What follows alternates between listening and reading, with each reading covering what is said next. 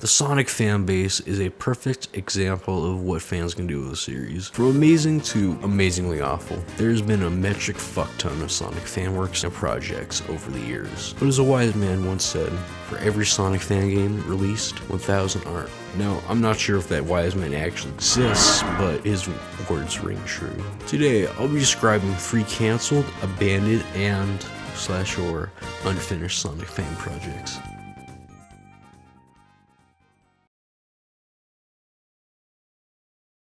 Archie Sonic is a can of worms that I do not want to get into, but all you gotta know is there's a character in it called Scourge. He was a recurring character in the comics known for being Sonic, but evil and green. Now, who do you think owns Scourge? Sega? Nope. What are you, a fucking copyright lawyer? About Archie? Still wrong. The right answer is actually Ken Penders. Penders was a head writer for the comics, who created all of these characters and through a legal loophole has complete ownership of them all. He's often considered the sole reason why the Archie comics were canceled in the first place. Since he now legally owns all these characters, you might wonder, well, what has he done with them? Absolutely nothing of quality. It's been almost 10 years since he removed the characters from the comics, and nothing's actually been finished. The lore suit chronicles is the only thing he's revealed so far, but the less we talk about it, the better. Cut to 2021 though, and Penders reveals he's licensing his characters out to the fans. You might think this is a good thing, but keep in mind, these are Sonic fans. What about Scourge though? Well, a company called Rush Comics, known for their comic Rush, revealed a collaboration between them and Penders called Scourge, the Speed Demon. Almost immediately, people flip their shit. Not in a green eyes way, that's foreshadowing by the way, but in a what the fuck are you doing kind of way. Since Scourge is quite literally Green Sonic, it was not 100% created by Penders, many people blew the copyright infringement whistle since this was, well, a lawsuit waiting to happen. Some other stuff happened, but within the day of it being announced, it was cancelled. It's unknown how much was finished, like did they have half of the first issue done, or was the teaser the only thing made? We're probably not gonna get any more info anytime soon, so who knows honestly. There's a small chance it gets revived after the drama fully dries up, but it's like a 1 in 1,000 chance, so I'm not betting on that. If you played Sonic fan games back in the mid to late 2000s, chances are you played Retro Sonic at some point. This relatively small demo has had a massive impact on not just fan games, but the official games too. Retro was made by Christian Whitehead, aka the Taxman, the same guy known for Mania and the mobile ports of the Genesis games. Retro uses, well, the Retro engine which will later power those official Sonic games. What about the next part of Retro Sonic Nexus? Well, that comes from Sonic Nexus, another fan game at the time.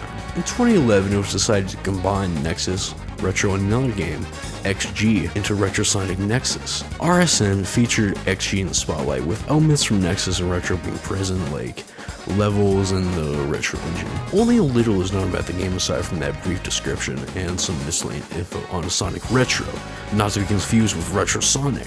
It's fucking confusing when you're writing a script and you have to think about this shit. After the Sonic CD remaster was finished, the game was, quote-unquote, shelved indefinitely. As this happened 10 years ago by now, yeah, I don't think it's ever getting finished. After it was shelved, Sonic Nexus disappeared from the internet, Retro Sonic walked so Mania could run, and surprisingly, Sonic XG is still in development.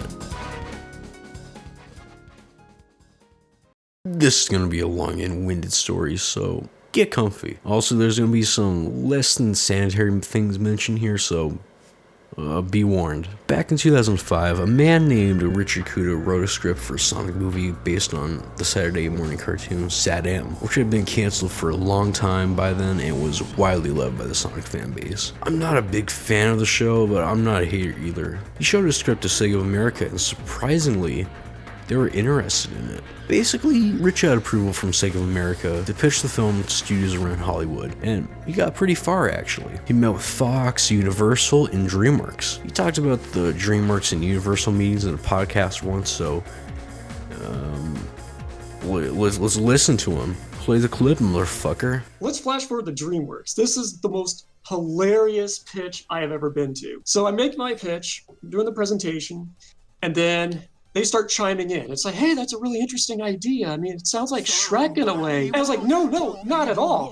No. And then people in the room, all these executives and like producers and shit, they start pitching these horrible ideas to make revisions to the script. It's like, hey, you know, maybe we could make this like Shrek. Yeah, we could make Robotnik a stupid, dumb, fat guy who farts all the time. Yeah, that was pretty bad. After no one picked up the film, the company Deke was contacted. This, if you weren't aware, was the studio who produced Saddam, so it came as no surprise that they were on board with the project. There was a caveat though. Deke, aka Dick, Deke needed support from major studios since this was going to be a major motion picture. There was no problem though, as Universal was A-OK with funding and distributing the film. This leads us to the dreaded Universal meeting where Sega of Japan said nah, and the film was cancelled right on the spot. Richard was devastated as the film had spent 2 years in pre-production and a lot of money was wasted traveling to the studios. Oh yeah, did I mention Sega gave him $0, so everything was out of pocket. Soon after the film was dead officially, Richard revealed his existence to the world and people were not happy but also not disappointed. People were not mad a Sonic film was cancelled, rather they thought he was lying through his teeth to get attention.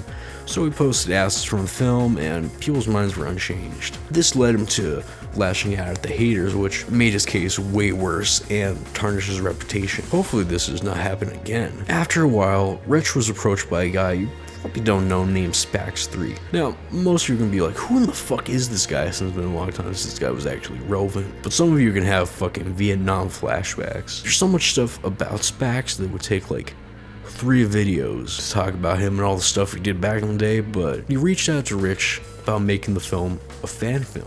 Richard accepted his offer, but this turned out to be a big mistake. Spax and his crew of friends had no idea how to make a film, so production was a mess from the start. The involvement of Spax created problems too. Spax was hated so much that even associating with him made you hate it, and Rich was no exception. People doubted his claims of pitching a Sonic movie based on him associating with Spax alone. Eventually, Spax and his friends were kicked from the project for being general dumbasses, and surely nothing else bad would happen. Wait, can you guys hear that?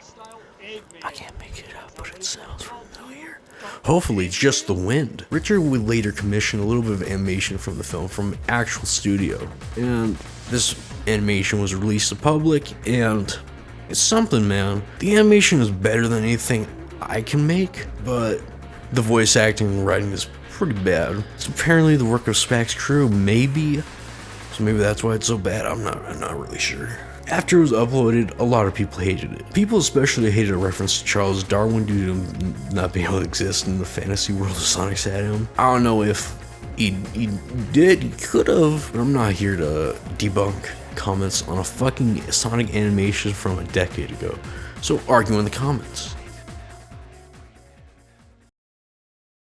If you know Richard Kudo lore, you would know I've avoided a key moment in the story. You've all seen it, so why introduce it when the video speaks for itself? Ugh! I'm not sure if you caved in to the little kitties again, because all I'm seeing here is a rehashed Sonic Rush game ported to the console. The same ugly, stretched out, green-eyed Sonic fighting the modern-style Eggman. Is that what he's gonna be called too? Dr. Eggman? So infuriated right now.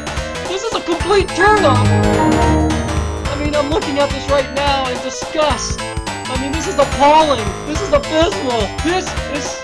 Oh, wait, that's Tails. Look, beady black eyes.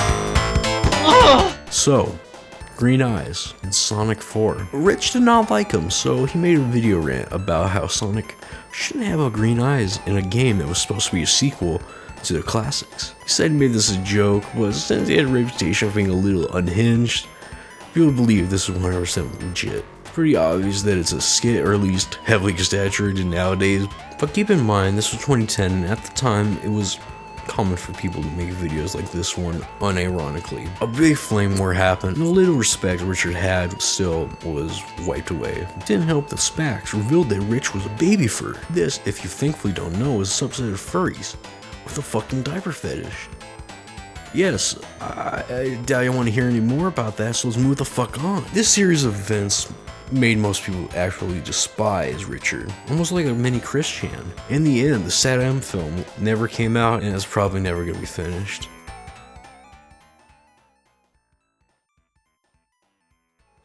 like Richard Kuda's story, as I want to spend some time talking about what he has done after the film was canned.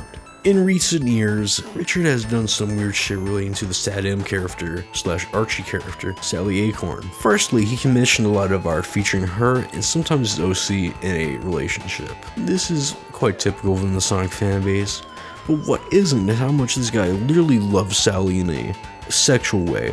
Not in a cartoon crush way, but I mean I want to marry her way. He's a few steps away from the guy who made a real-life Sally doll with real skeleton. People are gonna get pissed off that it's actually not a real skeleton, it's a fake one, but it's fucking creepy. His obsession leads me to his contribution to Rally for Sally, a movement in the fanbase which aimed to bring back Sally to the series after the Archie comics were canceled in 2016. Richard supposedly, I'm gonna say this so I don't get sued, did stuff like forge illegal documents and bully the people who run the Sonic social media accounts, all for Sally, a fictitious comic character I might add. I say supposedly because I'm unsure about the whole situation, except for stuff in commentary videos, so take it with a nice side of salt. Richard also likes to stretch the truth a lot, so there's a chance he made up or over-exaggerated stuff about the film, so I don't know, maybe it wasn't ever official film. Maybe. And that's the video. Subscribe or some shit. Thank you for the guys who unsubscribe from me. I know you don't know. I'm thankful for that. It's not a YouTube glitch. People just get bored sometimes. They don't want to see my shit. And I'm glad you just don't stick around. Thank you for being honest. Yeah, but subscribe to me. And check out my Twitter and my Discord server. With one person in it. Holy shit, guys. Yeah, bye.